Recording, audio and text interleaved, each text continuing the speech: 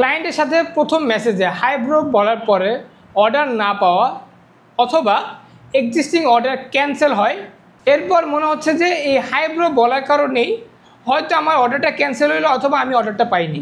আসসালামু আলাইকুম, আমি মোহাম্মদ ইমন। আমি ফাইবারে 1000-এর বেশি অর্ডার কমপ্লিট করেছি 500+ ইউনিক ক্লায়েন্টের জন্য। কোনো একটা ক্লায়েন্টকে প্রথম মেসেজে হাই ব্রো, হে ডুড এগুলো খুব একটা প্রফেশনাল টোন শো করে না।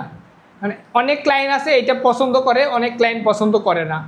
তো প্রথম মেসেজে আমাদের হাই ব্রো, হে ডুড, ফ্রেন্ড, হে ফ্রেন্ড এই ধরনের ওয়ার্ড আমরা চুজ না করে আমরা চুজ করতে পারি তাদের নাম দিয়ে তাদের ডাকা, যে হে জন বা হে মাইক, এই ধরনের এইভাবে আমরা তাদেরকে ডাক দিতে পারি বা তাদেরকে যখন আমরা মেসেজ দেবো এইভাবে আমরা ওদের সাথে কথাবার্তা বলতে পারি। আমি যেটা আগে করতাম, আমি যে ভুল করতাম আগে সব ক্লায়েন্টকে যেটা দেখতাম যে এটা ছেলে তাদেরকে স্যার বলতাম, মেয়েদেরকে ম্যাম বলতাম। বাট এখন যেটা আমি ট্রাই করি, আমি যদি ক্লায়েন্ট আমার নতুন ক্লায়েন্ট হয় আমি কখনোই ডাইরেক্ট হাই ব্রাদার বা হাই ব্রো এগুলোতে যাই না। ওর নাম নিয়েই আমি ওর সাথে কথা বলি যে হাই অমুক, হাই মাইক, হাই জন, এভাবে আমি কথা বলি।